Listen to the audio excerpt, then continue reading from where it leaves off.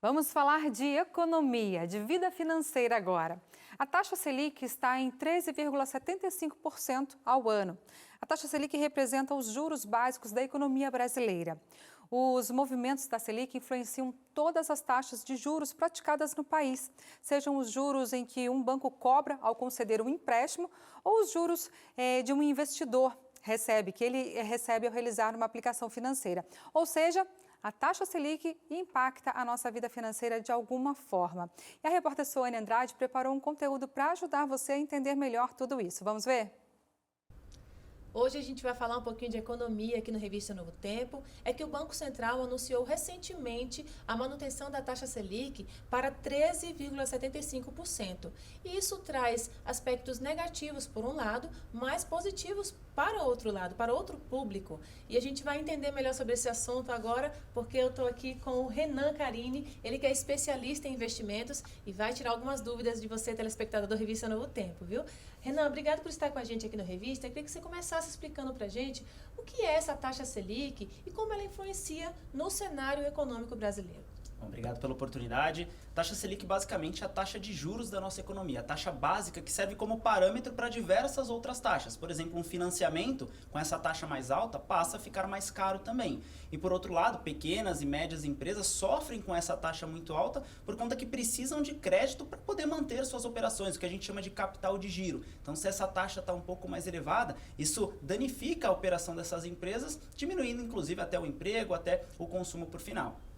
Ok, então a gente viu aí um pouquinho da parte negativa, mas a gente pode falar dos aspectos positivos, que é para o público investidor. O que essa taxa de 13,75 pode auxiliar aquele público que investe em renda fixa, renda variável? Explica um pouquinho para a gente. Beleza. Bom, a parte positiva é que a sua taxa de retorno também fica mais interessante. Então, ano passado essa taxa estava em torno de 2% ao ano e hoje ela já está em 13,75%. Então, os investimentos passam a rentabilizar nessa faixa também de quase 14% ao ano. Então, a pessoa ela se torna muito mais atrativa você investir numa renda fixa, por exemplo. Agora, já que a gente está falando do público que investe, quais os cuidados que a gente deve ter em ficar sempre observando esse cenário, tendo aquele cuidado, para que o dinheiro possa ser investido da melhor forma, Renan? Bom, a gente tem que sempre analisar e ter uma carteira bem diversificada. Então, está acontecendo muito a migração de pessoas que investem na renda variável para a renda fixa. E a renda fixa em si, ela já tem um pouco mais de tranquilidade para o investidor por ser justamente um investimento mais conservador. Então, o investidor ele consegue ficar mais tranquilo e ainda assim ter uma rentabilidade bem interessante com esses 13,75.